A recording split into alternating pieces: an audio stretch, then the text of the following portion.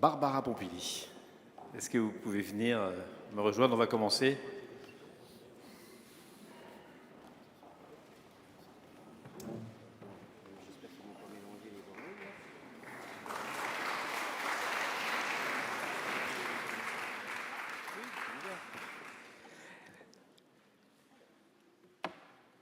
Donc le sujet de cette table ronde, qui n'est pas une table ronde en fait, cette séance, c'est la transition, comment opérer la transition sans fracturer la société. Et c'est la mission, d'ailleurs, c'est une mission que le gouvernement vous a confiée. Alors Barbara Pompili est ancien ministre de la transition écologique et était députée missionnée par le président de la République par le gouvernement, voilà, pour réfléchir à cette question de l'acceptabilité sociale de la transition écologique. Il se trouve que vous n'êtes plus député et vous allez nous expliquer pourquoi. C'est un petit point institutionnel, on profite de ce petit moment d'attente en attendant Xavier Bertrand pour que vous nous expliquiez ce petit point institutionnel intéressant. Alors, bonsoir à tous. Point institutionnel, il y a dans ce pays, en tout cas dans notre Constitution, après on pourrait discuter sur l'application, une séparation des pouvoirs. Et le fait d'avoir cet outil du gouvernement de pouvoir mettre en mission un parlementaire, c'est quelque chose qui fait une entorse à la séparation des pouvoirs. Et donc, il ne faut pas que ça dure trop longtemps. Donc nos textes ont prévu que quand un parlementaire était en mission pour le compte du gouvernement, ça ne pouvait pas durer plus de 6 mois. Si ça durait plus de 6 mois, le parlementaire devait céder son siège à son suppléant et donc ne plus être parlementaire et de manière définitive. C'est-à-dire que je ne peux pas, le jour où j'aurai fini ma mission, retourner à l'Assemblée nationale. C'est quelque chose qui existe depuis très très longtemps, qui, moi, me paraît être plutôt une bonne chose. Voilà, ça c'était la version, disons la version institutionnelle. On peut mettre la version, je suis journaliste politique, on peut mettre la version politique derrière, qui est que vous auriez pu démissionner, il y aurait eu des élections, ça aurait peut-être pas été très confortable, donc c'est mieux comme ça. Alors, il s'avère que c'est mieux aussi comme ça, mais quand on a des outils institutionnels, il ne faut pas avoir honte de les utiliser, il faut s'en servir. On a eu des élections il y a 1 an. Il y a 1 an, les électeurs ont voté pour un binôme, pour un ticket. Il y avait 2 noms sur l'affiche. Quand on a 2 personnes qui sont élues à un poste de député, on sait que s'il y a une deuxième personne, c'est que ça doit servir à quelque chose de temps en temps. D'ailleurs, il faudrait peut-être qu'on donne un petit statut à nos suppléants, parce que les suppléants, c'est quand même ceux qui nous remplacent au pied levé. Là, ma suppléante, elle a pu annoncer à ses employeurs, mercredi de la semaine dernière, qu'elle partait pour devenir députée lundi. C'est-à-dire que l'employeur a eu 2 jours pour se retourner. C'est quand même pas super. Alors, je demande à la technique, au fond de la salle, si nous avons le lien avec Marie Toussaint. On ne l'a pas. Donc on est tous les deux tout seuls. On est que tous les deux. Comme ça, franchement, c'est pas mal. Je pense qu'on y arrivera quand même. Donc est-ce que le but de cette rencontre, c'est de se demander comment opérer donc la transition en la faisant accepter à tous les concitoyens et sans fracturer la société. C'est sans doute la question primordiale en ce moment. Beaucoup de sujets. Évidemment, on parle beaucoup des ZFE, les zones à faible émission. Si vous habitez Nancy, vous apercevez qu'il y a beaucoup de travaux. Une partie d'entre eux, j'imagine, je ne sais pas si le maire est dans la salle, une partie d'entre eux sont sans doute liés à cette obligation qu'ont maintenant les municipalités de prévoir des zones à faible émission. Et ça pose, non, ça n'a aucun rapport. D'accord. Ah bon ? Nancy ne fait pas de zone à faible émission? Si, me dit-on. Pas ces travaux-là. Non, vous êtes en retard. Nancy est en retard. Non, ils ne sont pas en retard, ça va. Bon. Est-ce que vous pouvez nous dire, Barbara Pompili, quelle est votre mission exactement? Oui, mais comme ça, on va rentrer un petit peu dans le débat, et puis Xavier Bertrand nous rejoindra après. Pourquoi j'ai souhaité faire cette mission? Parce que moi, je suis engagée dans le combat écologiste depuis, d'ailleurs, il faudra reparler de ce mot combat, depuis une vingtaine d'années. J'ai eu des responsabilités et j'ai notamment eu des responsabilités gouvernementales. Des responsabilités gouvernementales à un moment un peu charnière, puisque j'ai dû appliquer les mesures qui avaient été proposées par la Convention citoyenne pour le climat. Autant vous dire que ça a été extrêmement complexe et j'ai été confrontée, que ce soit pour l'élaboration de ce texte, pour la mise en place, la mise en œuvre derrière ou pour la mise en œuvre d'autres politiques écologiques, toujours à la même réaction. C'est une réaction qui, au minimum, est une réaction de peur. De peur, qu'est-ce qui va nous tomber dessus, qu'est-ce qu'on va encore nous demander, donc une manifestation d'angoisse. Cette manifestation d'angoisse, elle entraîne des réactions classiques qui sont des réactions soit on ne veut pas voir, et là je parle en général, c'est-à-dire que je parle des citoyens, mais je parle aussi des décideurs politiques. Je parle de tout le monde. On ne veut pas voir. Décideurs économiques aussi. Et évidemment, de tous les acteurs en fait. On ne veut pas voir, on ne veut pas en entendre parler. Donc en fait, on a peur, donc on met sous le mouchoir. Et un exemple de mesure écoutez, les mesures, par exemple, sur la pollution de l'air. Enfin, typiquement, si on revient sur les ZFE, les mesures pour lutter contre la pollution de l'air, ce sont des mesures par essence de transition écologique. Eh bien, ces mesures-là, comme elles entraînent des changements d'habitude, on traîne pour les mettre en place. Et c'est pour ça, d'ailleurs, que la France est condamnée pour dépassement des taux de pollution acceptés. Voilà, Xavier Bertrand, merci de nous rejoindre. Il n'a pas pris son hélicoptère, il est venu en train et voilà. C'est bien. Merci. On avait commencé sans vous. Et donc Xavier Bertrand, président de la région des Hauts-de-France.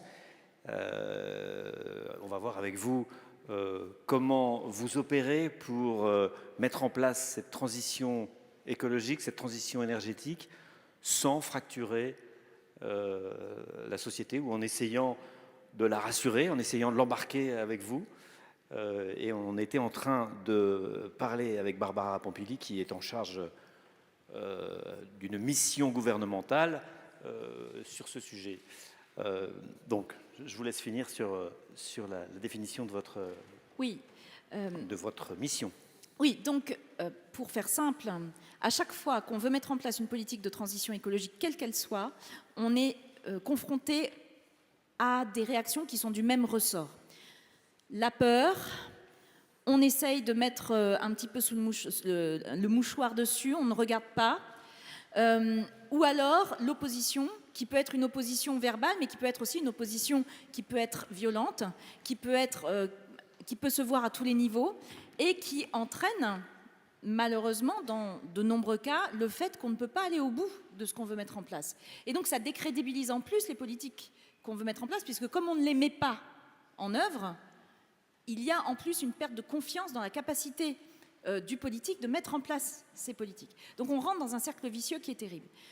Suite à ça, j'ai eu des discussions avec la Première ministre en lui disant on a un vrai sujet sur cette question d'acceptabilité, on a besoin de sortir un petit peu de notre quant à soi, de regarder ce qui se passe ailleurs pour aller voir si dans d'autres pays, ils ont trouvé des solutions, ils ont mis en place des politiques qui permettent une meilleure acceptabilité. Et on a décidé, pour ne pas rester dans la philosophie et trop en l'air, de choisir une politique parmi d'autres. Ça aurait pu être autre chose, ça aurait pu être le développement des énergies renouvelables, c'est un sujet aussi qui est très conflictuel. On a décidé de prendre les ZFE parce que les ZFE font l'objet en ce moment de mise en œuvre, de mise en place dans beaucoup de villes, puisque 43 collectivités vont devoir au 1er janvier 2025 mettre en place une ZFE. Donc 43, pas 5. Mais bon, on pourra en reparler. Donc, on a mis en place cette mission. Je suis partie visiter un certain nombre de pays qui sont autour de nous. Pas aller trop loin, je ne suis pas allée chercher à l'autre bout du monde, je suis allée chercher à nos frontières ce qui se passait. Et je vous raconterai quelques éléments d'enseignement que j'ai pu en tirer avant la parution du rapport qui devrait avoir lieu dans quelques semaines. Voilà. Donc vous étiez d'un côté chargé de mettre en place de faire appliquer ce que la Convention avait décidé, enfin les préconisations de la Convention. Tout n'a pas été appliqué, mais une bonne partie a été quand même décidée. Et de l'autre, donc vous étiez avec cette injonction des conventionnels qui se disait pour certains, mais pourquoi on ne prend pas plus d'éléments de ce qu'on a décidé, de ce qu'on a élaboré ensemble, et de l'autre côté, une partie de la population et des décideurs et de la population qui étaient assez rétifs. Donc vous êtes un petit peu entre les deux. Oui, oui, oui, même si il y a une temporalité assez intéressante. C'est qu'au moment où on fait voter la loi climat et résilience qui suit la Convention citoyenne, à ce moment-là, l'immense majorité du bruit médiatique, c'est cette loi ne va pas assez loin. Cette loi n'est pas assez ambitieuse. Cette loi est déceptive pour les membres de la Convention citoyenne. Et même s'il y avait déjà eu des inquiétudes qui s'étaient exprimées à ce moment-là, notamment de la part d'un certain nombre d'entreprises, le bruit médiatique, c'était ça. On est 2 ans plus tard. Oui, parce que je me souviens, je parle sous le contrôle de Thierry Pech qui avait dirigé tout ça, je me souviens que le président de la République avait dit de façon un petit peu bravache au moment du lancement, j'appliquerai tout, enfin on appliquera tout, on reprendra tout. Voilà. C'est une grosse erreur qu'il a faite à mon avis et qu'il n'aurait pas dû faire parce que ça a pipé les dés en fait. Mais même s'il n'y avait pas eu ça, il y a eu ce bruit. Cette loi n'est pas assez ambitieuse. Et une fois qu'on se retrouve à devoir l'appliquer, et c'est maintenant, là tout le monde est en train de se réveiller en se disant mais bon sang, finalement c'est compliqué, finalement c'est peut-être trop ambitieux. Donc c'est toujours cette difficulté que nous avons en tant que décideurs politiques et en tant qu'acteurs politiques de réussir à concilier ce trop ou pas assez qu'on entend tout le temps sur les politiques écologiques. Et je pense que ce qui pose problème, c'est qu'il manque un maillon. Et c'est le maillon dont on doit parler, à mon avis, ce soir, qui est le maillon de l'appropriation, en fait, par tout le monde, de la nécessité de faire et de comment on fait. Alors ce maillon de l'appropriation, peut-être qu'au niveau des régions, les régions peuvent avoir un rôle dans cette idée de l'appropriation, puisque par définition les régions sont plus proches de la population que ne peut l'être l'État.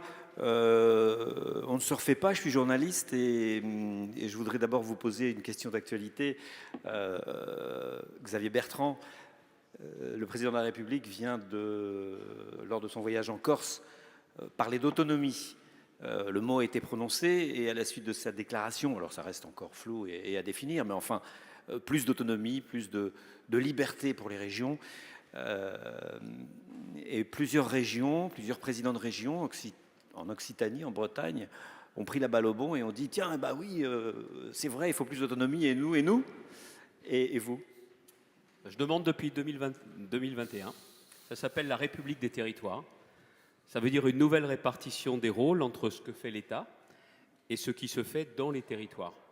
Et donc la décision qui a été annoncée hier, j'aime la Corse, j'y vais depuis longtemps et j'ai l'occasion de m'exprimer régulièrement sur l'actualité corse. Je souhaitais que ça puisse voir le jour, avec un certain nombre de limites. On peut en parler parce que la question de la co-officialité a été tranchée par Emmanuel Macron. C'est non, ce sera autre chose. La question du statut du résident pose un vrai nombre de problèmes. Mais en attendant, le fait que la Corse soit reconnue dans la Constitution et qu'il y ait plus d'autonomie, je suis pour. Si j'étais parlementaire, je le voterais. Mais plus d'autonomie, donc, pour toutes les régions. Valérie Debord est là, qui pourra certainement nous dire que pour Grand Est, c'est le même type de demande. Mais moi, pour les Hauts-de-France, je le demande au titre de cette République des territoires. Juste en 2 mots. Je pense qu'on a absolument besoin aujourd'hui d'une clarification des compétences. L'État, au niveau central, doit avant tout et mieux s'occuper de moins de choses. Le régalien, c'est une évidence. Sécurité, justice, diplomatie, nouvelle politique migratoire, bien évidemment toutes les questions de défense, et puis aussi les grands équilibres, préparer l'avenir. C'est vrai en matière de santé, c'est vrai en matière d'éducation. Mais pour le reste, si on veut être efficace, il faut que les choses se décident davantage, notamment pour tout ce qui a trait à la vie quotidienne, dans les territoires. Mais attention, dans mon esprit, ce n'est pas tout pour les seuls élus locaux. C'est-à-dire que je souhaite également qu'il y ait une nouvelle vague très importante de déconcentration. Les territoires sans l'État, ce serait le bazar.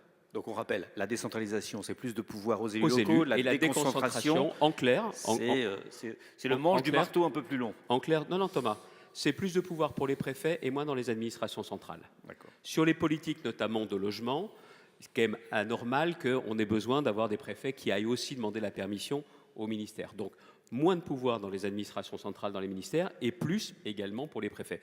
Moi, je souhaite avoir des préfets qui soient investis davantage de pouvoir, de dérogation à des circulaires, à des décrets, et qui puissent s'adapter au nom de l'intérêt, notamment public régional, qu'eux-mêmes définiraient. Donc, vous voyez, c'est plus de pouvoir pour les élus, mais aussi plus de pouvoir pour les préfets au détriment du national. Donc, ma réponse est claire, c'est oui. Déconcentration, décentralisation, nouveau girondisme, ça sera un beau sujet pour Terra Nova, certainement. Mais là on parle environnement aujourd'hui. Ben justement. Et justement, il y a un nouveau plan de décarbonation. Ça a été décidé par Emmanuel Macron et le pouvoir central. Vous allez devoir y participer, l'appliquer. Comment vous le recevez et comment vous allez le faire accepter par la population? Je l'ai reçu à la télé comme tout le monde. J'ai beau être président de région, je l'ai appris à la télé comme tout le monde. On serait chez les voisins de l'autre côté de la frontière, ça ne se serait pas passé comme ça. De l'autre côté de la frontière, alors c'est un État fédéral, mais rien n'empêche, vous avez assez régulièrement, on l'avait vu au moment du Covid, parce que c'est à ce moment-là qu'on y a prêté attention, de vraies réunions de travail entre, à l'époque, la chancelière, le chancelier et les patrons des lenders. Alors, ils ne sont pas 40, ça tombe bien, nous non plus, mais vous savez, pas la réunion où les choses sont déjà dites avant, où chacun parle et puis éventuellement il y a une réponse. Non, des réunions sur toute une journée, sans caméra, où on est capable de trouver des compromis. Qu'est-ce qui nous empêche de faire la même chose en France? Vous prenez un exemple. Le président de la République dit on va notamment doper, booster les ventes de pompes à chaleur. Barbara Pompili connaît ces sujets-là. On nous dit justement 2030, 1 million. Je pense même que ce serait beaucoup plus que ça qu'il faudrait. Moi, dans la région des Hauts-de-France, je suis déjà engagé dans les politiques de soutien pour les entreprises, justement pour les pompes à chaleur. Si on se coordonnait avant, en amont, vous ne trouvez pas qu'on aurait plus de chances d'être efficace sur toutes ces questions-là? Donc il y a un véritable sujet de méthode, parce que je suis intimement convaincu qu'on ne peut pas avoir d'un côté l'État qui décide et puis après nous nous organisons. Si nous avions ce travail en amont, c'est un peu une question de bon sens, c'est beaucoup une question d'efficacité. Barbara Pompili, je crois qu'il faut que vous puissiez répondre à ça. Oui, évidemment, qui ne peut pas être d'accord avec ça? C'est une évidence. Et d'ailleurs, on avait déjà commencé à le faire sur les questions énergétiques, puisque dans la loi climat-résilience, il y a la mise en place des comités régionaux de l'énergie qui sont fondés exactement sur ce principe. C'est-à-dire que ce sont des comités qui sont présidés par les présidents de région et le préfet. Ils ont été installés d'ailleurs dans les Hauts-de-France, ça a été installé, ça a été installé en juillet. Donc maintenant, il faut les faire vivre, parce qu'effectivement, si une fois que c'est installé, on considère que le travail est fait, là, ça ne peut pas marcher. Donc là, ça vient d'être installé avant les vacances, on est à la rentrée, on va laisser les choses se mettre en place. Mais bien évidemment, pour moi, un des premiers vecteurs d'acceptabilité de toutes les politiques de transition écologique, c'est de mettre tout le monde autour de la table pour travailler ensemble à comment on fait. Mais j'ai presque envie de dire, ça c'est une étape, c'est une deuxième ou une troisième étape. C'est-à-dire que le comment on fait ne peut fonctionner que si à la base, on a réussi à tous se mettre d'accord sur la nécessité de le faire. On en est encore là? Ah mais oui, j'en suis absolument convaincue. On est encore sur un certain nombre de thématiques face à des gens qui ne sont pas convaincus. Et donc c'est un échec, c'est un échec qu'il faut qu'on intègre. Vous allez avoir, quand vous parlez de ces questions-là, vous avez clairement une partie de la population, notamment de la population de la jeunesse, qui est intéressée et qui va bousculer, y compris les politiques, pour leur dire, bon, ce serait un petit peu important d'aller plus vite. Mais vous avez quand même l'immense majorité de la population qui est encore dans cette situation de peur et qu'on peut comprendre. Comment faire pour faire accepter des politiques qui entraînent des changements dans notre vie, dans une société qui voit l'avenir comme quelque chose de très flou et de très inquiétant, dans un moment où il y a des taux d'inflation qui sont énormes, où on doit s'occuper de sa vie quotidienne et où finalement ceux qui devraient, et je le dis en prenant ma part dans ça, hein, ceux qui devraient donner une vision, ceux qui devraient dire, bah voilà, nous, on doit se projeter dans 10 ans pour savoir ce qu'on veut être dans 10 ans et après tracer le chemin pour y aller, ne le font pas ou très peu. C'est un vrai problème. Parce que quand on ne sait pas où on va, ben, on ne peut pas trouver le bon chemin pour y aller. Moi, je suis convaincue que la question de la vision politique est absolument essentielle pour rassembler. Si on n'a pas de vision, on ne peut pas rassembler. Et on ne peut pas demander à des gens de changer leurs habitudes.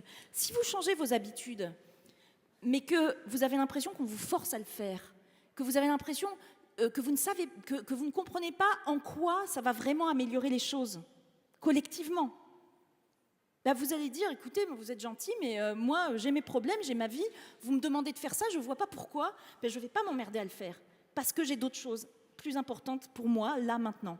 Si vous n'arrivez pas à faire que cette personne se dise, non, si je le fais, en fait, c'est bien, et en fait, je serais content de le faire parce que je participe à quelque chose, et puis finalement, les changements d'habitude, bah, après, ma vie, elle sera peut-être mieux, et ben, vous n'y arriverez pas. Alors, et ce côté, c'est la question du but. Oui. Le but, et puis surtout de se dire que l'avenir peut être bien et pas cette espèce de trou flou, là, un peu inquiétant, qui fait qu'on a surtout envie de se retourner se coucher. Mais sur ces sujets-là, je crois qu'il faut prendre des questions très concrètes. Et on peut prendre, par exemple, la question de la transition énergétique via l'éolien, via le renouvelable. Et dans le renouvelable, il y a principalement pour l'instant le solaire et l'éolien. Je crois que pour ce qui est du solaire, vous avez une politique assez ambitieuse. Pour ce qui est de l'éolien, Xavier Bertrand, on a l'impression, si on lit vos dernières déclarations sur le sujet, pas seulement les et vos décisions, que vous diabolisez un petit peu l'éolien. En tout cas, que les gens qui sont inquiets dans votre région de l'éolien trouvent, avec votre discours, un réceptacle. Voilà, vous êtes inquiet aussi pour l'éolien et vous n'agissez pas pour l'éolien terrestre. Non, je vais pouvoir remettre les pendules à l'heure. Vous ne voulez plus d'éolien terrestre. Vous savez pourquoi? Parce que trop, c'est trop. Le territoire de la région des Hauts-de-France, c'est 5,7% de la superficie de la France. Vous avez combien de Les mâts? Hauts-de-France, 5,7%. Vous avez combien de mâts? 28,7% de tous les mâts en France. 5,7% de la superficie, 28,7% des éoliennes. Qu'est-ce qu'on a fait pour mériter ça? Qu'est-ce qu'on a fait? Qu'est-ce que les gens des Hauts-de-France ont fait pour mériter ça? Juste, si vous dites on a 28% de mâts d'éolien, qu'est-ce qu'on a fait pour mériter ça? Ça veut dire que l'éolien est une plaie.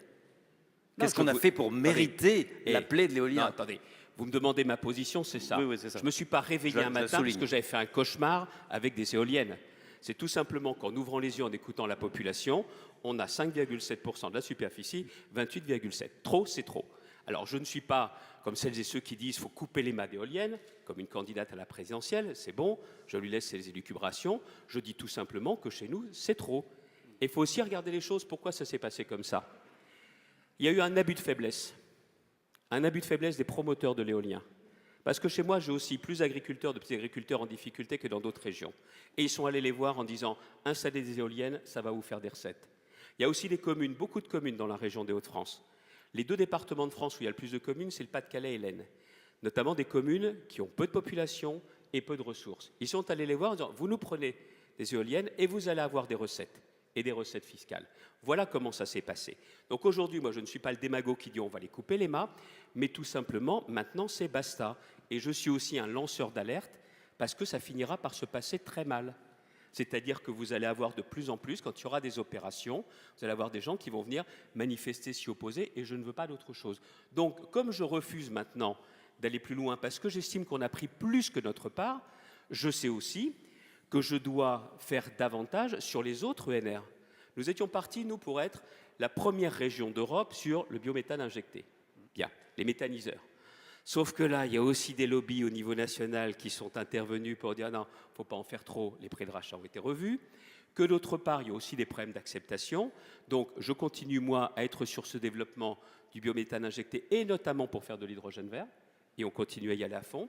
Et puis le solaire, je suis ici dans une région qui n'est pas moins, pas plus ensoleillée que les Hauts-de-France. C'est une question de luminosité. On continue à y aller avec deux choses depuis longtemps avant la loi. Le photovoltaïque, oui, mais on ne bouffe pas 1 mètre carré de terre agricole et on n'enlève pas un arbre. Mais par contre, il y a largement de quoi faire sur des friches industrielles qui sont polluées et pour le coût des pollutions serait très important, et aussi sur les bâtiments. Alors on voulait le faire sur les lycées.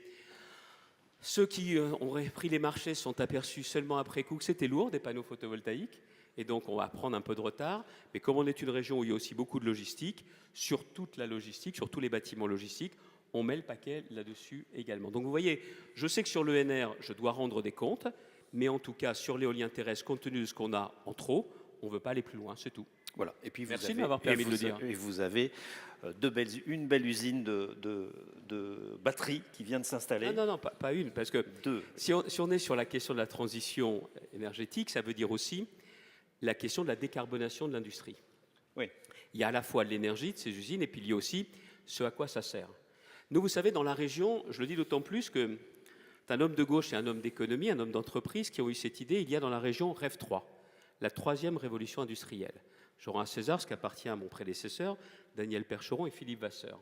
Et ils ont eu, suite à l'intuition de Jérémy Rifkin, l'idée d'aller dans cette direction. Et moi, non seulement j'ai continué, j'ai amplifié. On a aujourd'hui un peu plus de 1900 projets qui marient l'écologie et l'économie.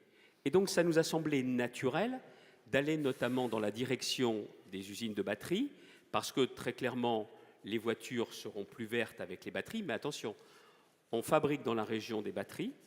Nous avons, au moment où je vous parle, 4 gigafactories qui sont décidées. Nous arrêterons à beaucoup plus que 4.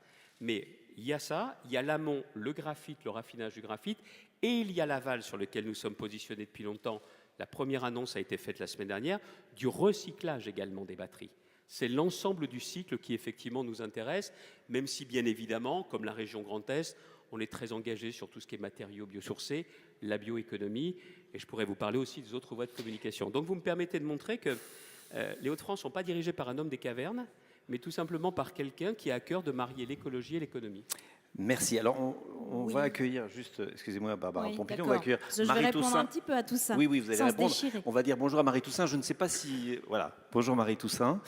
Bonjour. Donc Marie Toussaint, inspiratrice il y a quelques années de l'affaire du siècle, députée européenne et qui aspire même, qui est, je crois que votre parti l'a déjà décidé, sera tête de liste pour les prochaines européennes, pour les écologistes.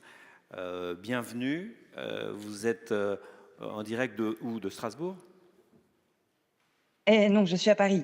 À Paris. Je suis à Paris et au regret de ne pas être avec vous à Nancy parce que c'est un débat et des journées de débat qui sont et qui ont l'air en tout cas extrêmement riches. Donc vraiment ravie d'être parmi vous de loin. Donc le thème du débat, c'est l'acceptabilité. Comment faire la transition sans fracturer.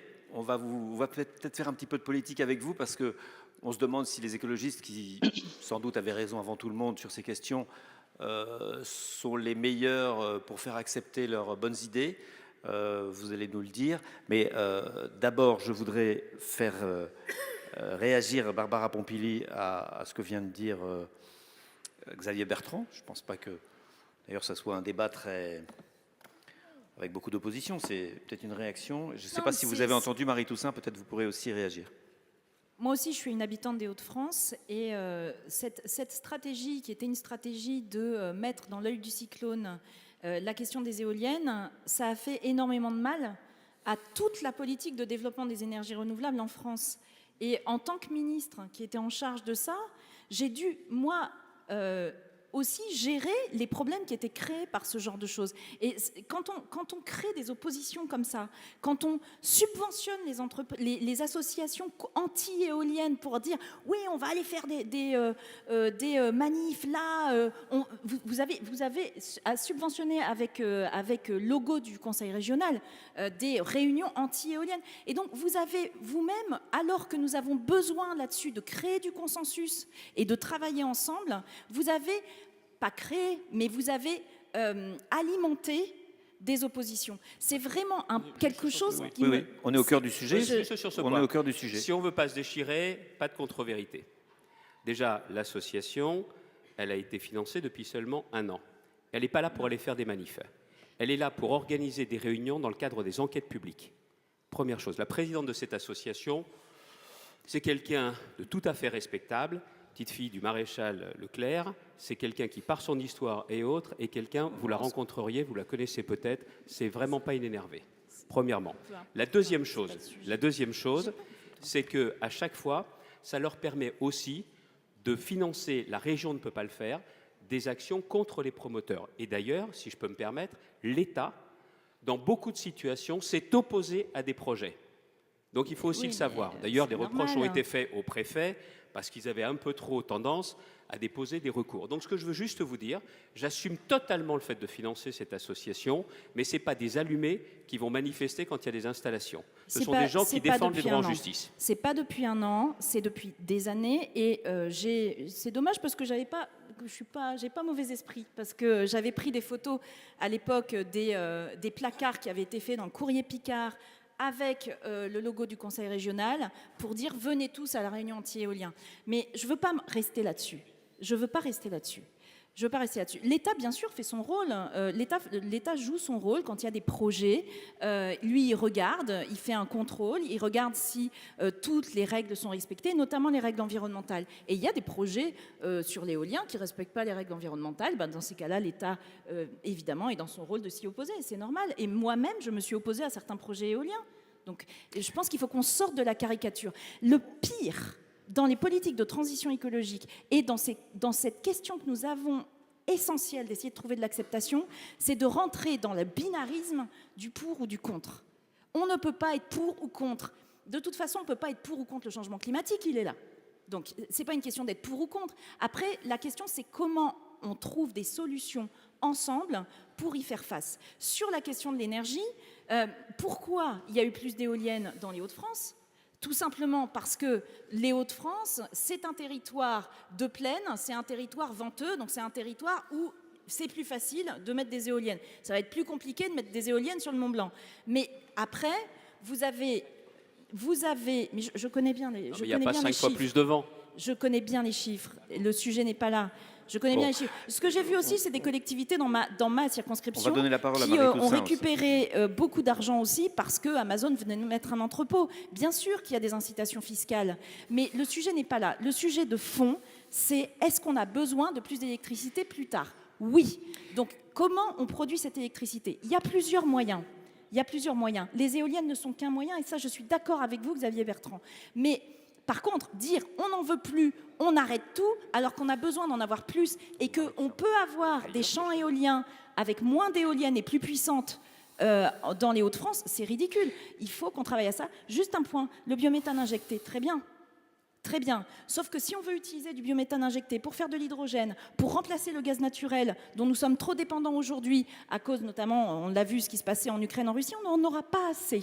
On n'en aura pas assez. Donc il faut avoir une politique globale et fabriquer de l'hydrogène et mettre de l'hydrogène à toutes les sauces posera d'autres problèmes plus tard. Il faut qu'on se parle pour trouver des solutions ensemble et arrêter les pour ou contre ridicules. Non, mais attendez. Marie-Toussaint, il y a juste un point. J'ai accepté de participer à ce débat. Oui. J'ai accepté de participer à ce débat pour vous dire aussi... Soyez patiente, Marie-Toussaint, je reviens vers vous. Le problème, ce n'est pas pour ou contre. Moi, je ne vous dis pas qu'hélas, on peut en enlever. Je vous dis juste qu'il y a ce ratio, vous en tenez compte ou pas, qui fait que dans les Hauts-de-France, il y a une exaspération. Et après, je sais pertinemment qu'il y a des obligations sur un mix énergétique. Vous pouvez caricaturer tout ce que vous voulez. Je suis venu comme un grand garçon ici. Il y a aussi un point que j'ai oublié de préciser. C'est que moi, je suis pro-nucléaire depuis tout le temps. Sans circonvolution, sans hésitation. Et très clairement, j'étais candidat depuis 2016 à l'installation d'EPR.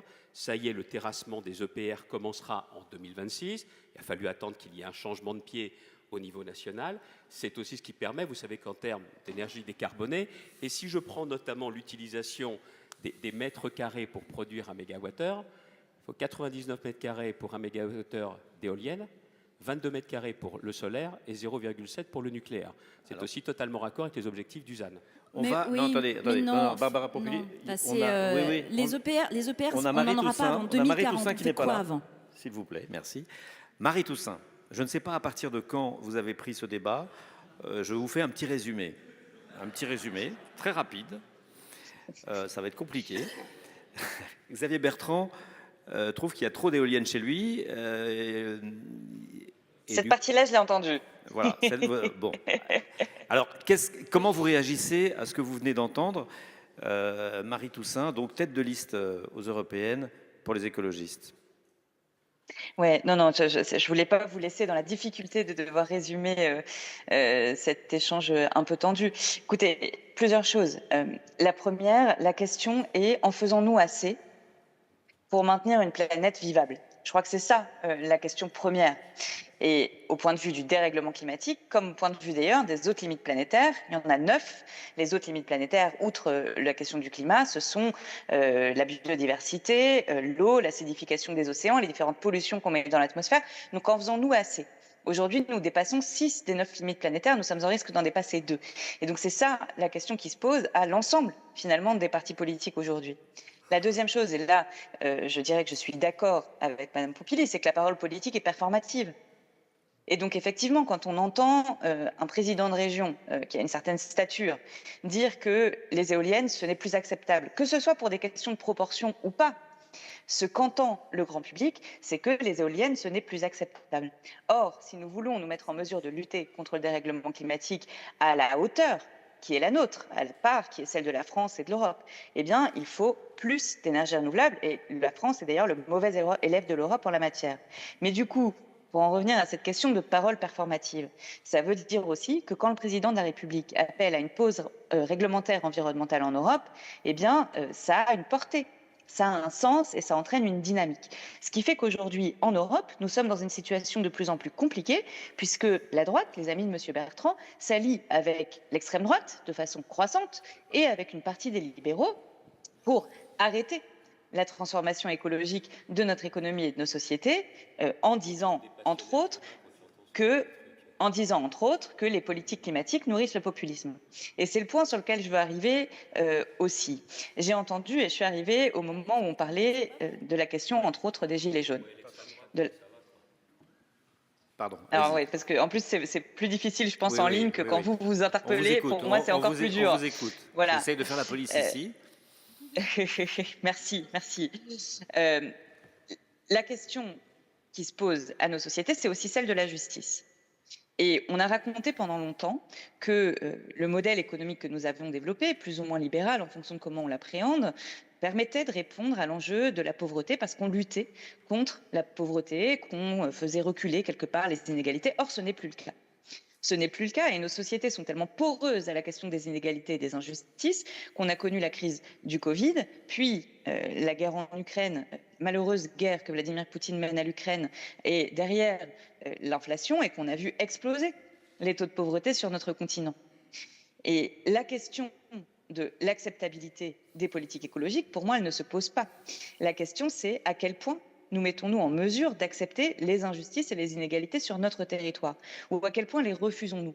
Lutter contre les inégalités, c'est certes une bonne manière d'entraîner tout le monde dans la transition et dans la transformation tant des comportements que du modèle industriel. Mais c'est un objectif en soi, c'est un objectif qui permet de vivre ensemble et de vivre bien. Et cette bataille pour l'égalité, pour la justice sociale, il faut la reprendre parce qu'elle a été mise de côté pendant longtemps et qu'on entend certes des jolis mots, mais qu'on ne voit pas les politiques publiques qui vont en place. Et je finis en disant quand même qu'aujourd'hui en France, on compte, et les estimations sont à peu près les mêmes pour le niveau européen, on compte un écart d'espérance de vie de plus de 13 ans entre les plus riches et les plus pauvres. Et donc, peut-être ce à quoi il faut s'atteler, c'est à réduire cet écart d'espérance de vie qui est quand même l'injustice la plus cruelle qu'on puisse imaginer sur notre territoire, plutôt que de mener la guerre aux éoliennes. Alors, Barbara Pompili. Je pense que... Sur cette question de justice, beaucoup de gens ont le sentiment que pour lutter contre le réchauffement climatique, il va falloir prendre des décisions qui pèseront sur les plus pauvres, alors qu'il est démontré que ce sont les plus riches qui sont les plus créateurs de CO2. Et pourtant, il n'y a aucune mesure fiscale. C'est le premier frein à l'acceptabilité des politiques, d'une manière générale. C'est le sentiment qui est... Je parle d'un sentiment parce que ce n'est pas toujours vrai, mais c'est le sentiment qu'on est face à des mesures qui sont brutales et qui sont injustes. Or, souvent, c'est pas brutal. Souvent, on se retrouve à devoir mettre en place des politiques qui ont été décidées il y a très longtemps. Donc, c'est pas brutal. Et souvent, c'est pas non plus injuste. Par exemple, moi là, quand je travaille sur les ZFE, aujourd'hui, le nombre d'aides qui sont à disposition des gens pour pouvoir être mobiles autrement sont très importantes. Aujourd'hui, il existe des systèmes qui, s'ils étaient tout simplement mieux connus, mieux organisés, permettrait quasiment à tout le monde de ne pas avoir trop de problèmes sur la mise en place des ZFE. Non, parce qu'il faut expliquer que les ZFE sont des zones à faible émission, à faible émission où les automobilistes pourront entrer à certaines conditions très restrictives, et donc on imagine que ça sera les plus fortunés, ceux qui pourront payer un péage s'il y a un péage, mais il n'y aura pas de péage, ceux qui pourront avoir des véhicules électriques beaucoup plus chers, qui pourront y rentrer. Donc il y a cette idée que c'est injuste à la base. Voilà, mais pour moi c'est vraiment le truc le plus important, c'est que c'est perçu comme injuste et c'est perçu comme brutal. Et donc à partir du moment où les gens ressentent ça, c'est terminé. Ça ne peut pas bien marcher. Parce que forcément, les gens vont s'opposer. Et puis après, dessus peuvent s'ajouter toutes les bêtises politiciennes et les réseaux sociaux en plus, les fake news, et on n'en sort pas. Et donc, il faut qu'on travaille sur cette question de l'acceptabilité de la même manière qu'on a travaillé finalement au consentement à l'impôt. Moi, je mets toujours ça un petit peu en vis-à-vis. Le consentement à l'impôt, c'est quand on comprend, le bénéfice qu'il y a à payer des impôts. C'est ça. Il y a des études qui ont été faites là-dessus, très intéressantes. On ne consent à l'impôt que parce qu'il y a... on a le sentiment que c'est juste, c'est transparent, c'est-à-dire qu'il y a un suivi, et qu'on a le sentiment qu'il y a des contreparties. C'est-à-dire on paye des impôts parce qu'on va voir qu'il y a des services publics, etc. Et d'ailleurs... plus il y a des problèmes avec les services publics, plus ça cause des problèmes sur le consentement à l'impôt. Il faut qu'on trouve des mécanismes qui soient un peu les mêmes pour le consentement aux politiques de transition écologique. Parce qu'une fois qu'on ne considère plus que c'est injuste et qu'on ne considère plus que c'est brutal, ça marchera. Et donc c'est le rôle, j'insiste beaucoup, parce que nous les politiques, même si maintenant je le suis moins, mais nous les politiques, on a cette responsabilité-là de travailler à ce que les gens comprennent que ce n'est pas injuste et que ce n'est pas brutal. Et pour qu'ils ne le prennent pas comme ça, une des premières recettes, c'est de les associer en amont à l'élaboration des politiques. Et l'association en amont à l'élaboration des politiques, c'est quelque chose qui commence à être mis en place dans certains territoires. Je ne sais pas si Xavier Bertrand le fait, mais ce serait intéressant qu'il nous raconte un petit peu son expérience de ça. Mais est-ce que, quand il y a eu des conventions citoyennes qui ont été faites, la première, qui n'était pas la vraie première, mais disons la convention citoyenne que tout le monde connaît pour le climat, a été un exercice sur lequel on pourra disserter parce que j'ai beaucoup à dire là-dessus, mais il y a plein d'autres exercices de ce type qui existent, qui, à mon sens, sont des bonnes bases pour pouvoir travailler sur cette question d'acceptation. Donc, faire des conventions, associer plus à tous les niveaux, local, régional, national, européen, les populations, les divers acteurs, pour qu'eux disent aussi, parce que c'est important, on ne peut pas être intelligent tout seul. Il peut y avoir parfois des mesures qui ont des conséquences dans la vie quotidienne à laquelle on n'avait pas pensé. Eh bien, le fait que les gens puissent nous en parler, on peut trouver des solutions. Et ça, c'est des politiques qui marchent. Ce n'est pas que de la théorie. Ça a été mis en pratique dans un certain nombre d'endroits. Je vous invite à aller à Bruxelles, par exemple. La ZFE de Bruxelles, la zone à faible émission de Bruxelles, a été mise en place après un gros travail d'association en amont des populations sur la question de la pollution de l'air, sur comment on pouvait faire, et ça marche bien. Xavier Bertrand, vous êtes à la tête d'une région qui compte une forte proportion de population pauvre. Avec la Corse, c'est celle pour laquelle il y a effectivement le plus fort taux de pauvreté. Est-ce que vous constatez que une partie de la population considère que la transition pèse plus sur elle? Et sur le cas précis des ZFE, quel est votre avis et comment les faire accepter?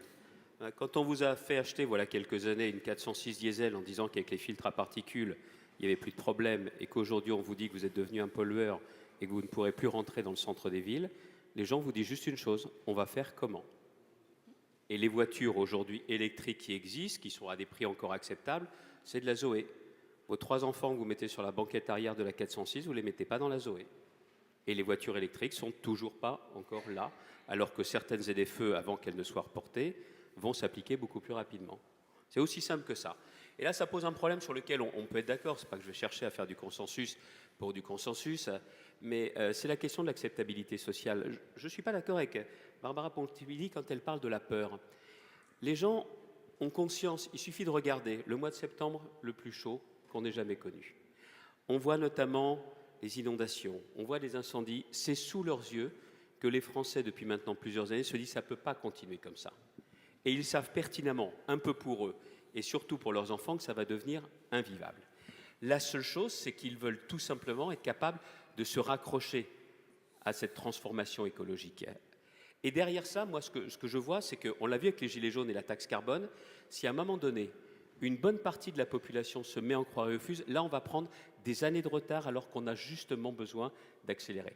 Et cette question de l'acceptabilité sociale est vraie pour les catégories populaires, mais aussi pour les classes moyennes.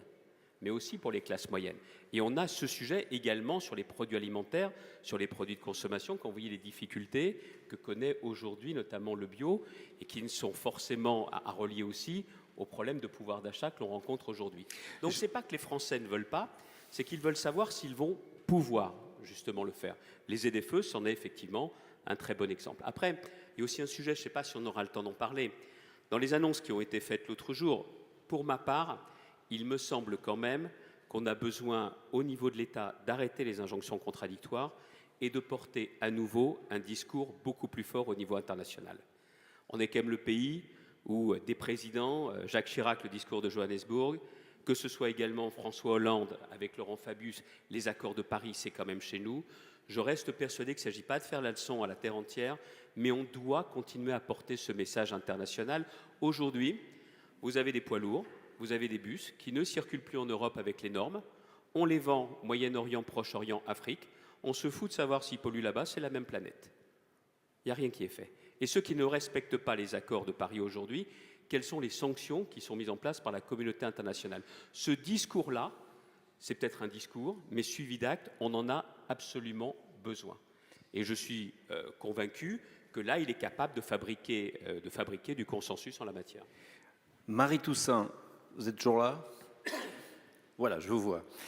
Je suis toujours Le là. thème, c'est l'acceptabilité et faire partager à tous ce souci qui est le vôtre de transition écologique et environnementale, et, enfin énergétique. Est-ce que vous avez le sentiment, vous, les écologistes, que vous tenez le bon discours, et certains d'entre vous, peut-être, pas vous personnellement, mais certains d'entre vous, est-ce que vous n'avez pas le sentiment de caricaturer un petit peu certaines parties de la population qui seraient considérées comme pollueurs, mangeurs de viande ou, est-ce qu'il ne faut pas changer un petit peu de discours? Je ne vous demande pas un propos d'autocritique ici, mais le côté donneur de leçons, c'est ce qu'on vous reproche souvent. Est-ce que vous avez décidé de changer un petit peu la teneur de vos propos? Puisque vous allez être à la tête, je vous pose cette question, vous êtes à la tête de la prochaine campagne. Non, mais alors, si vous me demandez une dissertation sur la prise de parole écolo sur les 20 dernières années, je ne suis pas sûre que ce soit tout à fait le sujet, mais je vais quand même y répondre, Monsieur Legrand. L'enjeu, je l'ai souligné tout à l'heure, c'est combien et à quel point sommes-nous capables de transformer notre économie. Ce qui est vraiment la mère de toutes les batailles. C'est le système économique, qui est d'ailleurs mondialisé aujourd'hui, qui nous entraîne vers le dépassement total des limites planétaires, avec tout son lot d'impacts sur les humains qui vont avec. Moi, j'étais intéressée d'écouter M. Bertrand qui dit les États qui ne respectent pas l'accord de Paris, finalement, quelles sanctions ont-ils? Bon, il se trouve qu'il y a un certain nombre d'États qui ont été sanctionnés pour irrespect des objectifs de l'accord de Paris. Entre autres, les Pays-Bas, l'Allemagne ou encore la France. Et donc, nous faisons partie des États qui ne respectent pas les trajectoires sur lesquelles ils sont pourtant tombés d'accord au moment de la signature de l'accord de Paris. Et donc cela, j'y reviens, ça nécessite, entre autres, mais beaucoup, de développer les énergies renouvelables, dont le solaire et l'éolien.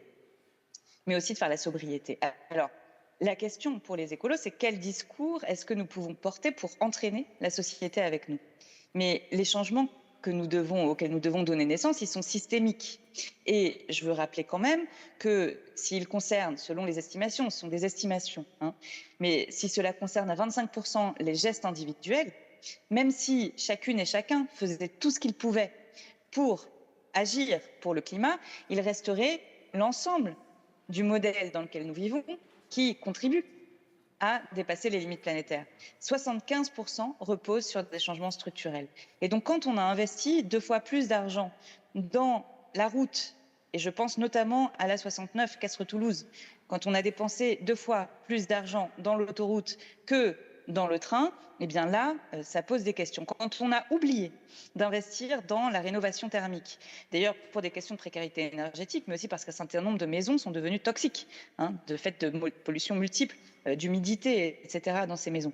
Mais quand on a oublié d'investir dans la rénovation thermique, alors on n'aide pas ni la lutte contre la pauvreté, ni la lutte pour le dérèglement climatique. Quand on a laissé s'envoler la construction de batteries et d'autres dans d'autres continents, eh bien, on n'a pas aidé la lutte contre le dérèglement climatique. Ça, c'est peut-être en train de changer, mais quand on continue à passer des accords de libre-échange qui vont nous emmener à exporter des voitures, à importer de la viande aux grands dents de la déforestation et des droits des peuples qui habitent dans les forêts, eh bien, on contribue à l'inaction climatique. Donc l'acceptation, elle est aussi une question d'exemplarité. C'est aussi une question d'exemplarité, de comment on change de modèle. Et d'ailleurs, la simple atteinte de nos objectifs dépend de ces changements systémiques auxquels nous devons donner naissance. Et donc, il faut changer les choses, et il faut changer les choses dans la pratique. Et vous savez, moi, je suis juriste, vous l'avez rappelé tout à l'heure, et j'aspire aussi à ce que l'on change le cadre dans lequel nous agissons. Et donc oui, il faut intégrer le climat et les limites planétaires dans la Constitution française. Et oui, nous avons besoin d'un traité environnemental pour qu'au niveau européen, et que notamment dans la gouvernance et la gouvernance budgétaire, parce qu'aujourd'hui, si on revient au pacte de stabilité, on n'a pas les moyens pour investir. Or, il nous faut investir et investir encore. Et donc, ces questions-là, la question de la hiérarchie, de ce qu'on met au sommet de la hiérarchie des normes, eh bien, elle est aussi indispensable et elle permettra justement d'actionner tous les leviers, fussent-ils de l'ordre des politiques publiques ou de l'action des entreprises privées. D'accord. Alors, je vais donner la parole à la salle, puisqu'il y a des questions, mais juste avant, la question que je vous ai posée, Marie-Toussaint, sur le discours, je crois que Barbara Pompili l'ait posée à un moment, et elle veut réagir à ma question, qui était la vôtre. Oui, je me la suis posée, et alors d'abord, il y a un point où je suis totalement d'accord avec Marie-Toussaint, c'est l'importance de la cohérence. À un moment, si on veut être suivi, il faut que le discours et les actes soient cohérents. Parce que sinon, plus personne s'y retrouve et c'est le meilleur moyen pour qu'on perde des gens en route. Ça, c'est la première chose. Après, ayant été moi-même membre du Parti des Verts pendant des années, j'ai bien vu à quel point c'était compliqué de trouver la bonne position quand on fait de la politique entre lancer des alertes et donc avoir ce rôle un petit peu de secouer le cocotier, de dire là il y en a vraiment qui font n'importe quoi et pointer un peu ceux qui ne font pas ce qu'il faudrait, et le rôle que nous avons en tant que politique, et je crois que c'est ça la différence entre une ONG et des partis politiques, de la construction de la décision. Et la construction de la décision, on ne peut pas la faire en dénonçant tout le temps ceux qui font mal. Je pense que ça, c'est le rôle des ONG. Le rôle des politiques, c'est de dire, OK, maintenant, on va placer tout le monde devant ses responsabilités, tous les acteurs, parce qu'on est dans le même bateau. Je ne sais pas si vous avez lu, parce que c'est la mode, enfin en ce moment on parle beaucoup du pape, il a fait une très très belle encyclique qui s'appelle Laudato Si, qui est une encyclique incroyable que je vous invite à lire et qui parle justement, qui explique à quel point on est tous dans le même bateau et si on réussit à s'en sortir, c'est ensemble, et si on coule, ce sera ensemble. Les gentils, les méchants, ceux qui font bien, ceux qui font pas bien. Donc, il va falloir discuter avec le monde de l'agrochimie qui fait des pesticides. Il va falloir discuter avec les chefs d'entreprise. Il va falloir discuter avec tout le monde, mettre tout le monde autour de la table pour trouver des solutions ensemble, quitte à les secouer. Et on ne pourra mieux les secouer, on ne pourra bien les secouer que quand on aura une vision claire de ce qu'on veut faire. Donc, la question de la vision est toujours absolument essentielle. Donc, jeter des accusations et monter les gens les uns contre les autres, je me suis toujours opposée. J'ai toujours considéré que la complexité était quelque chose qu'il fallait intégrer quand on faisait de la politique. Et donc, je n'ai jamais pu suivre quand il y avait, et là, dans tous les sens, des gens qui disaient c'est la faute des uns, la faute des autres, et qui restaient dans ce positionnement-là. On ne peut pas rester dans ce positionnement-là parce qu'il va falloir qu'on y arrive tous ensemble. C'était un point que je voulais... Merci. On va passer aux questions de la salle. Je crois que le Conseil nancéen de la jeunesse est représenté ici par quelques étudiants qui veulent poser des questions. Vous avez un micro ? Bonjour. Bonjour. Bonjour. Ça y est, ça marche. Oui, du coup, on est les jeunes du Conseil nancéen de la jeunesse. Donc, on a un collectif de jeunes qui sommes conviés à différents débats de manière bénévole.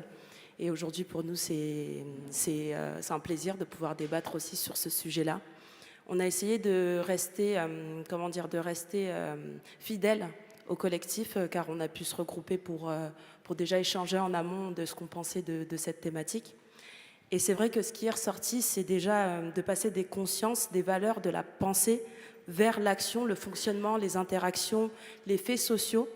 On voit peut-être d'abord un premier mouvement où on doit modifier les consciences, et ensuite ce mouvement des consciences vers l'action. Nous, on se demande aussi comment on fait pour agir dans ces différents systèmes qui peuvent aussi revenir en arrière. On a peut-être des consciences qui vont vers les actions, puis on revient en arrière ensuite. On a différents mots qui ont été utilisés. Ça peut être l'acculturation, la socialisation, l'appropriation, les habitudes, et ce terme qui revient dans la question initiale, qui est l'acceptabilité.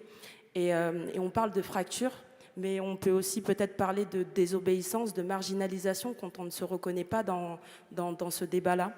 Et on a aussi fait attention d'utiliser des termes clairs qui parlent aussi à la jeunesse et qui parlent à un grand public, parce que ça peut peut-être surprendre, et nous aussi qui sommes conviés aujourd'hui, ça peut nous surprendre, et ça peut paraître compliqué, mais finalement c'est des sujets qui nous sont... on se sent concerné en premier, parce que pour nous, c'est notre monde de demain. Et on aimerait aussi comprendre les freins et comprendre aussi ce qui motive ce mouvement des consciences vers les actions.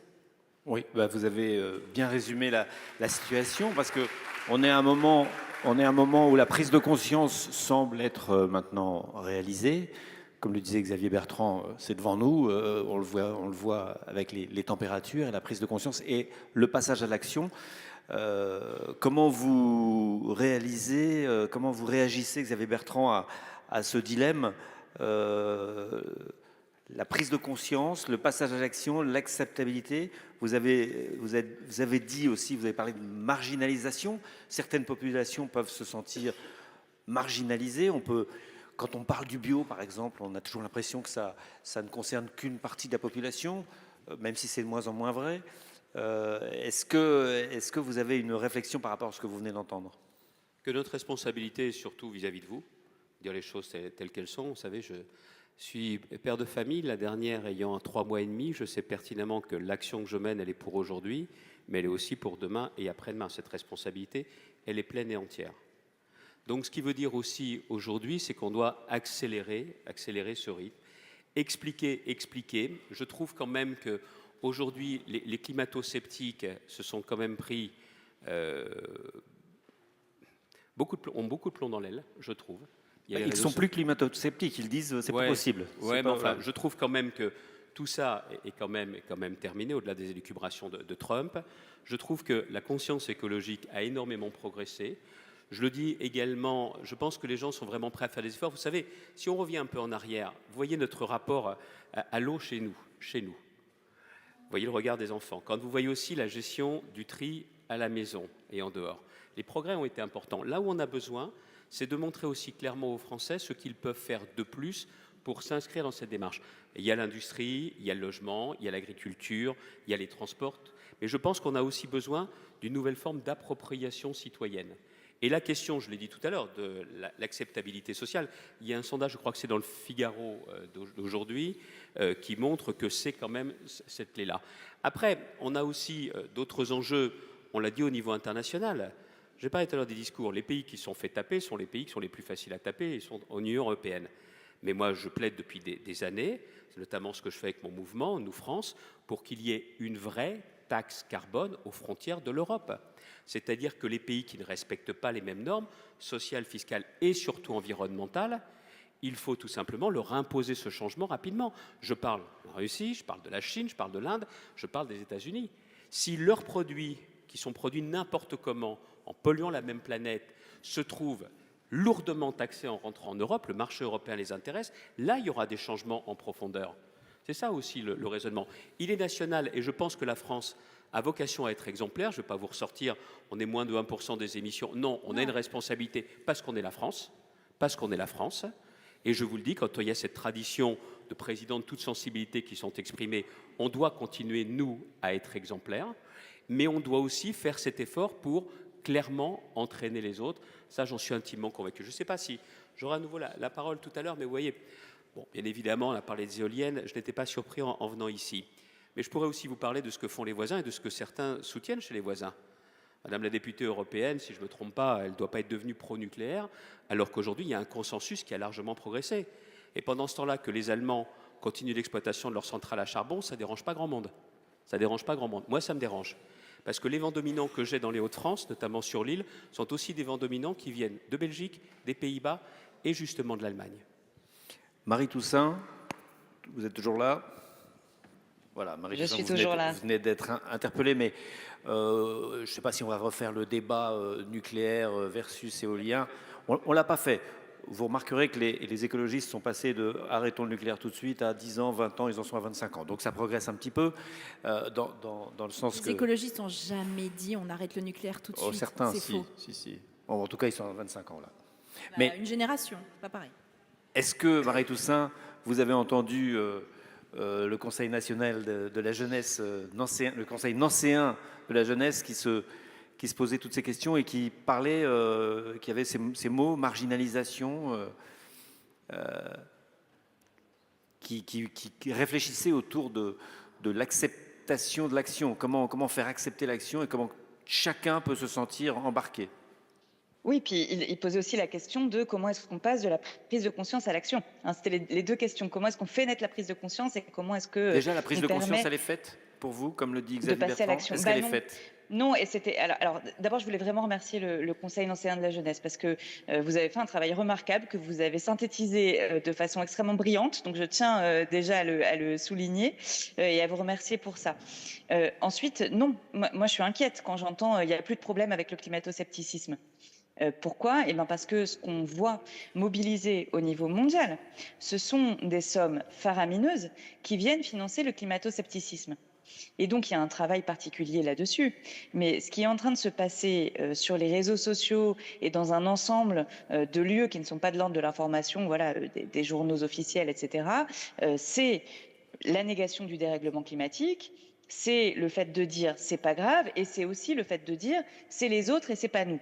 Voilà. Et donc, bon, je suis heureuse d'entendre que ce n'est pas repris autour de cette table, mais c'est une réalité.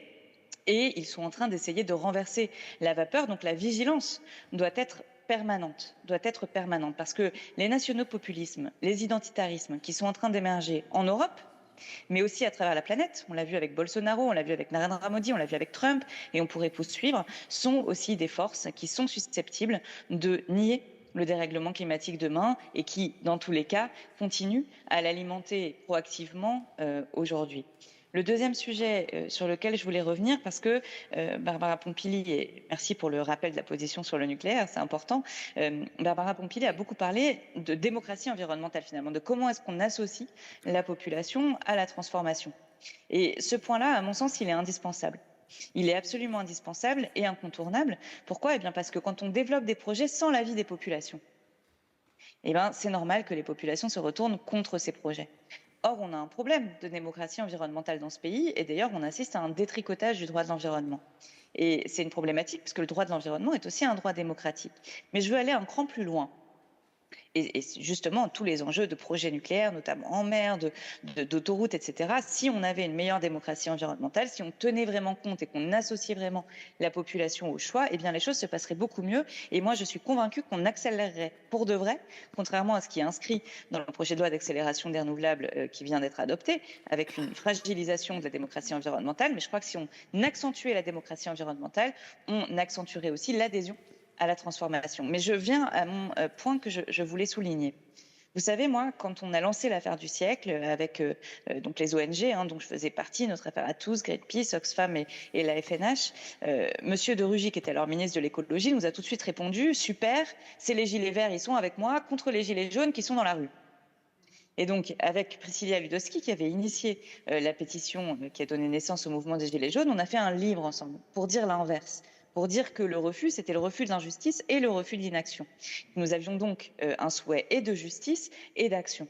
Et pour ça, il y a un besoin qui est absolument indispensable. C'est de tenir compte de l'impact de tous nos projets, et donc d'associer en amont, évidemment, mais les personnes en situation de pauvreté. Parce qu'on ne peut pas prétendre que quand on ausculte tout le monde, on écoute avec l'attention qu'il et elle méritent les personnes en situation de précarité, en situation de plus grande vulnérabilité. Donc il faut qu'on change toute la façon dont on a fait de la politique, du niveau local au niveau global, en passant évidemment par le niveau national et européen, de sorte à pouvoir tenir compte des impacts sur les 10 et 20% les plus pauvres de la population de nos décisions, évidemment de trouver les moyens de les associer. C'est ce que j'appelle personnellement un droit de veto social et on a absolument besoin de le mettre en place. Veto social, droit de veto social. Ouais. Barbara Pompili. En fait, moi, ce qui m'inquiète, moi, je pense que le climato-scepticisme existe, malheureusement, vraiment. Je pense aussi que moi, les plus gros problèmes que j'ai eus en tant que ministre, quand j'ai dû mettre en place un certain nombre de politiques, c'était pas des gens qui me disaient on veut rien faire, il n'y a pas de changement climatique. Ils me disaient tous oui, c'est vrai, ah là là, ouf, urgence. Mais on avait un vrai problème sur la question du rythme. Tout le monde aujourd'hui, vous n'allez pas trouver grand monde qui va vous dire moi je suis pas écolo, moi je veux pas de changement, je veux pas qu'on trouve des solutions face au changement climatique. Tout le monde va vous le dire. Sauf que le problème, c'est que d'acter l'idée que pour ça, il va falloir changer des choses dans nos manières de vivre. Et c'est ça qui marche pas. Aujourd'hui, ce qu'essayent de dire beaucoup de responsables politiques, y compris dans la majorité que je soutiens, c'est on va pouvoir y arriver sans que ça se voie. Ça n'existe pas. C'est un petit peu ce que dit le président, l'écologie à la française. Oui, non je pense que ça n'existe pas. Il faut accepter l'idée qu'on est en train de changer de monde et que c'est pas grave. Et qu'il y a des révolutions qui ont changé nos vies et qui ont permis de vivre mieux. La révolution industrielle, elle a changé nos paysages. Nos paysages avant la révolution industrielle, il n'y avait pas de rails, il n'y avait pas de fils électriques, il n'y avait pas... Moi, j'ai grandi dans le bassin minier du Nord-Pas-de-Calais. Le bassin minier du Nord-Pas-de-Calais, maintenant, il est patrimoine mondial de l'UNESCO. Je peux vous dire que quand j'étais petite, moi, je vivais au milieu des terris et des encorbellements. Tout le monde disait « c'est moche chez toi ».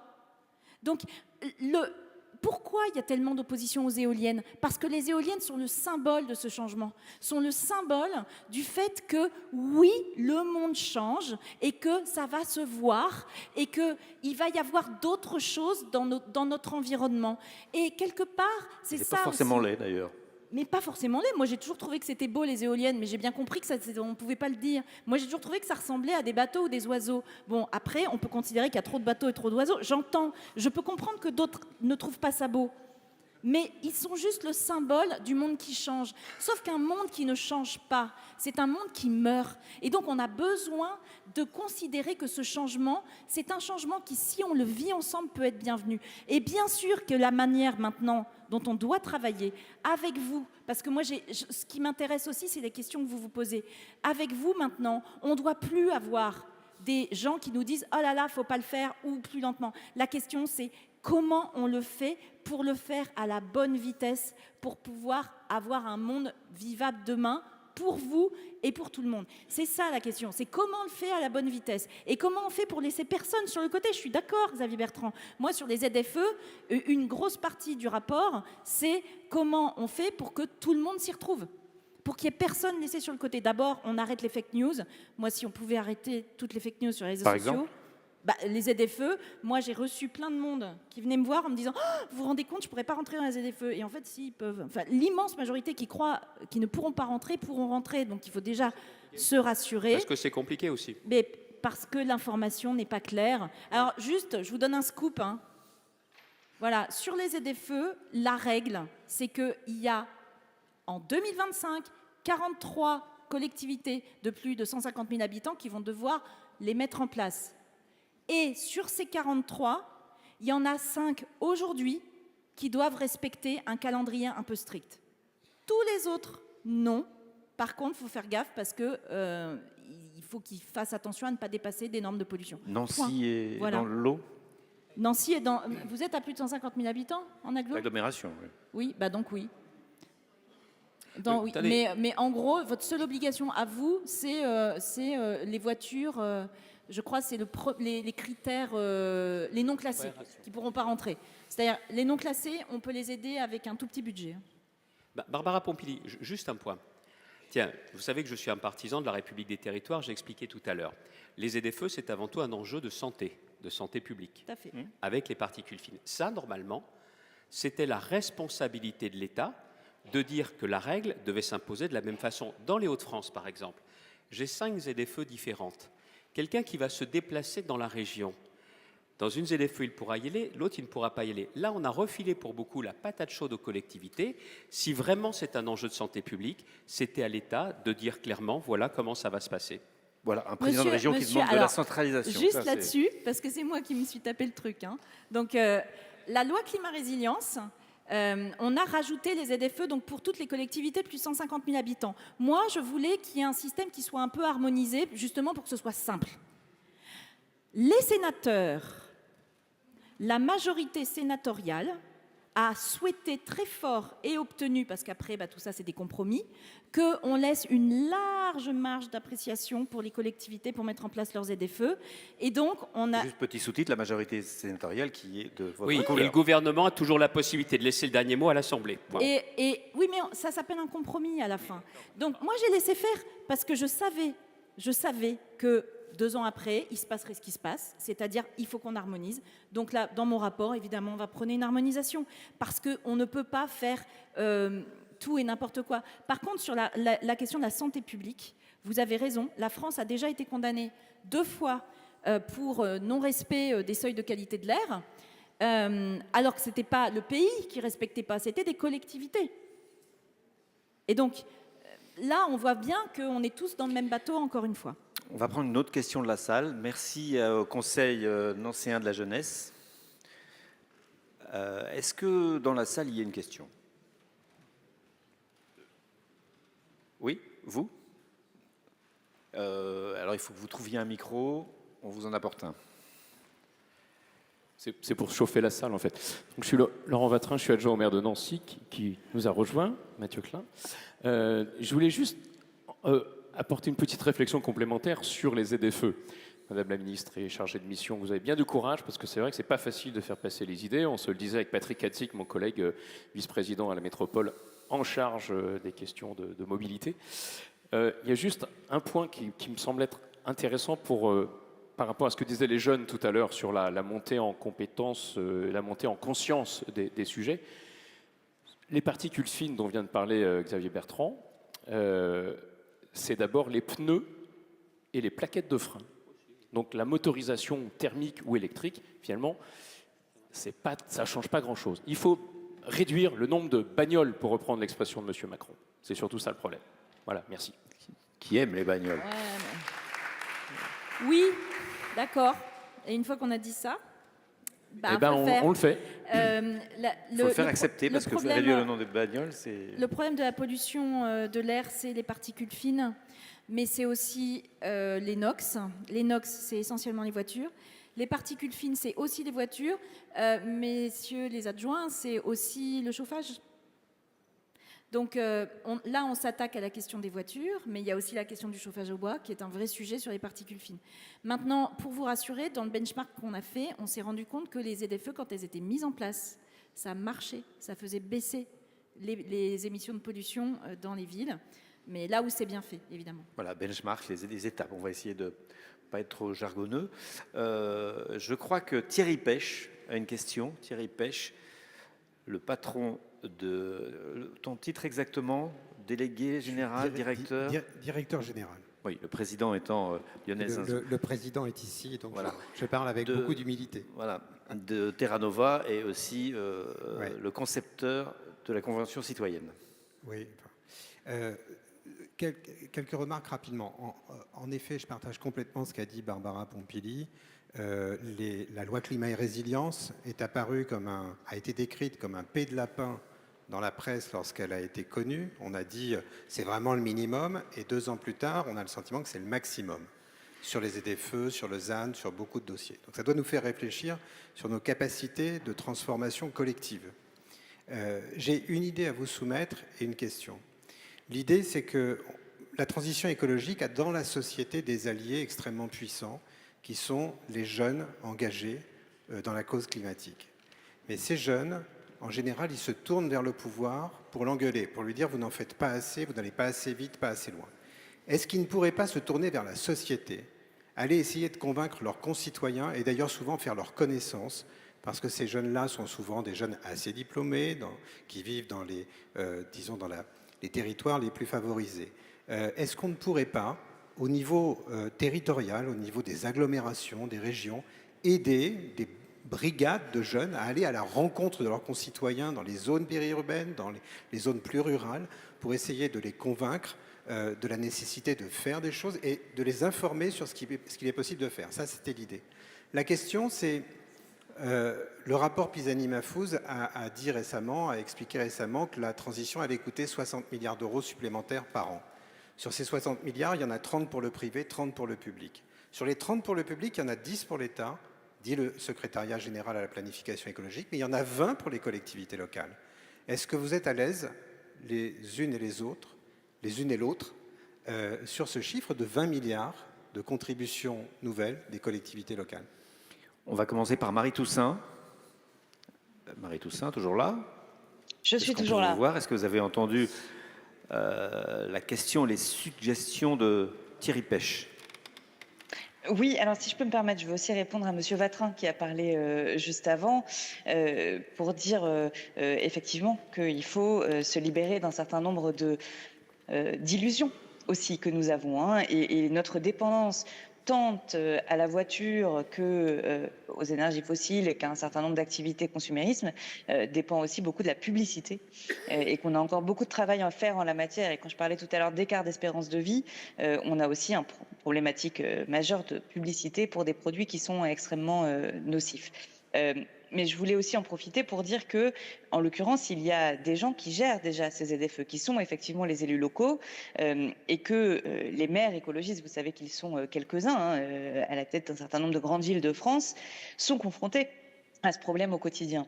Et donc, ils ont le souhait à la fois de faire avancer la cause, mais aussi le souhait de faire en sorte que ça ne fracture pas la société. Et je crois que c'est vraiment ce vers quoi nous devons aller, comme je le disais au début, à la fois agir de façon déterminée pour le vivant, mais sans jamais creuser les inégalités.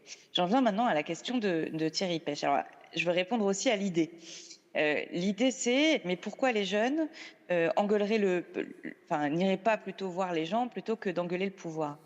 Moi, je veux dire 2 choses. La première, c'est que le premier parti de la jeunesse, c'est l'abstention, et le second, bien souvent, c'est le Rassemblement national.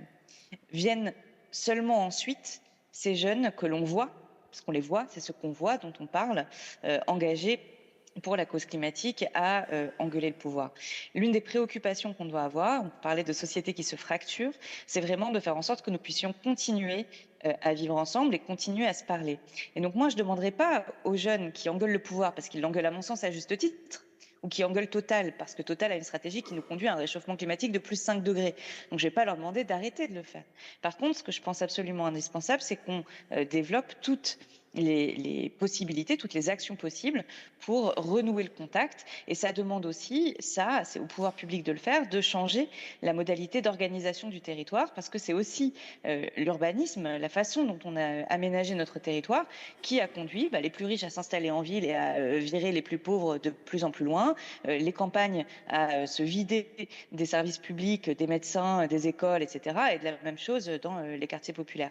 Donc c'est surtout un changement systémique auquel il faut donner naissance, et les jeunes peuvent y contribuer, mais je crois qu'ils le souhaitent, et donc qu'il faut les entraîner. Quant au coût de la transition, je l'ai mentionné tout à l'heure, il est immense. Il nous demande de tout revoir, à la fois les questions monétaires, de la gestion monétaire. Moi, je souhaite par exemple des taux plus bas pour les activités qui garantissent la transition. Je souhaite que l'on puisse utiliser l'outil, comme le suggère Pisani-Mahfouz, de lever un impôt spécifique sur les plus riches pour dégager les moyens nécessaires à la transition. On verra après ce qui se passe, mais qu'en tout cas là, on en a besoin, donc il faut y aller. Et sur les collectivités, et je terminerai là-dessus, j'ai entendu le président de la République trouver scandaleux le fait que les responsables de collectivités soulignent leurs besoins d'argent pour pouvoir agir.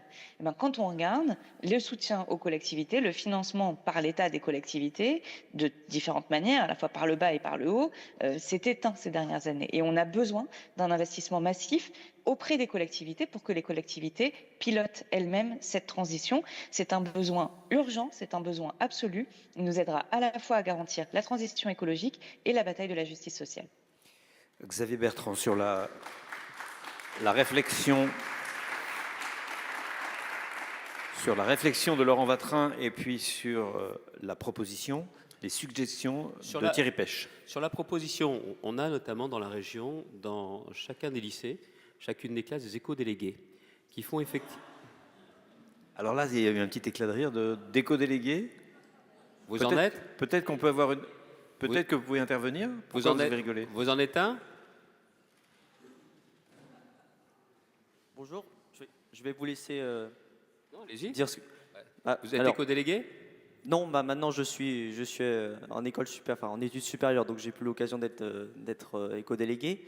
Je l'ai été un an au lycée et je l'ai été aussi un an quand j'étais en troisième, donc au collège. Pour moi, c'est bien, hein, ça va dans le bon sens, mais c'est pas suffisant, c'est loin d'être suffisant.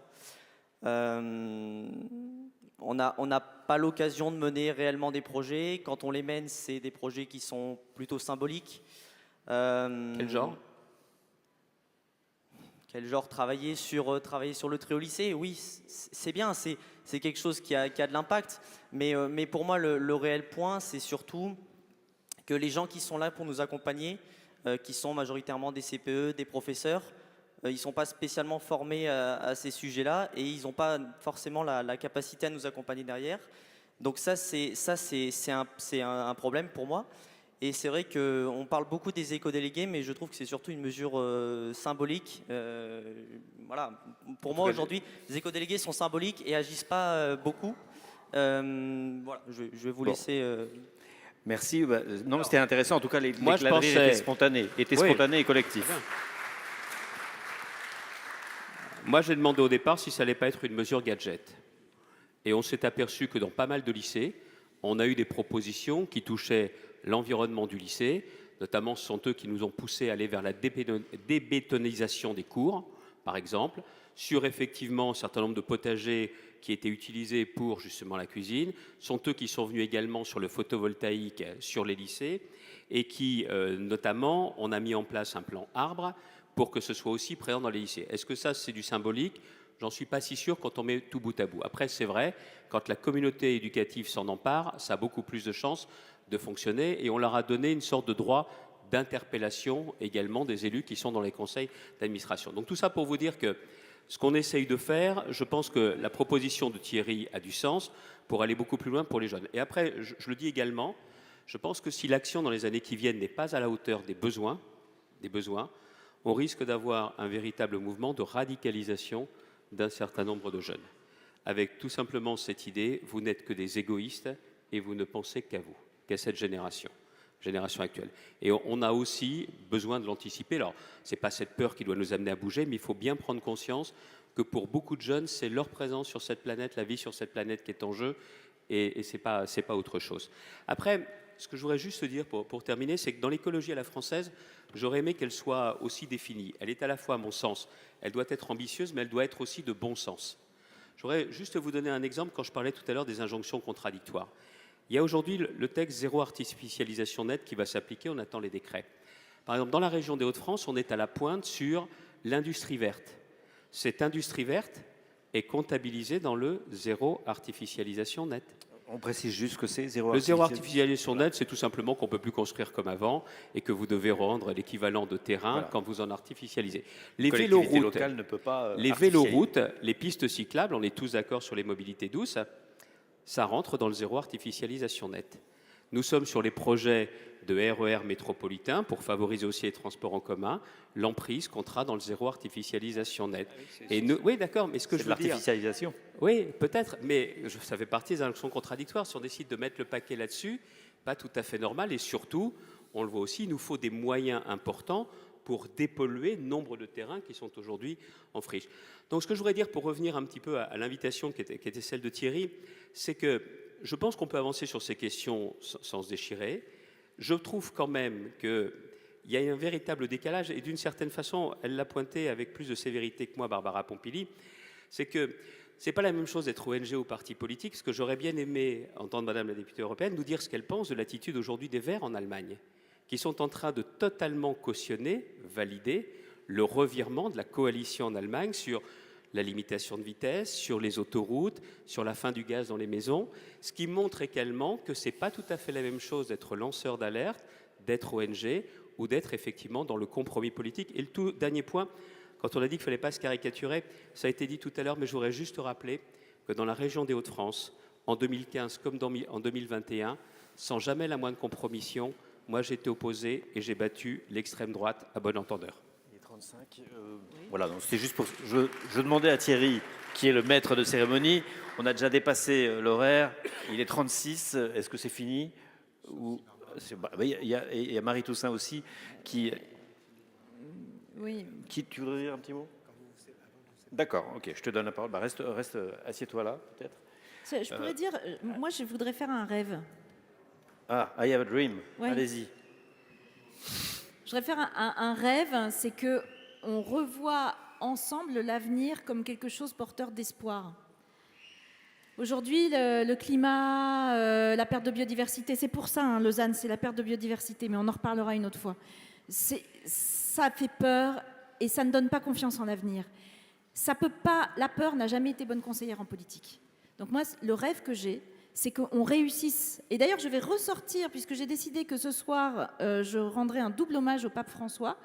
Je vais reciter Laudato Si. Il dit simplement dans cette encyclique que nous devons redéfinir ensemble le progrès. Redéfinir le progrès, c'est redéfinir aussi ce qui fera qu'on aura envie de se lever le matin pour construire ensemble. Eh bien, redéfinissons le progrès, redéfinissons-le comme un monde de demain qui sera mieux parce qu'on aura réussi à juguler le changement climatique et à juguler la perte de biodiversité et à vivre heureux ensemble. Mais moi, je trouve que c'est des beaux rêves qui peuvent pousser aussi des belles actions. Merci Barbara Pompili, qui fait référence donc au révérend Martin Luther King et au pape François. Bon, pour finir, merci beaucoup Xavier Bertrand. Merci Marie Toussaint, de loin.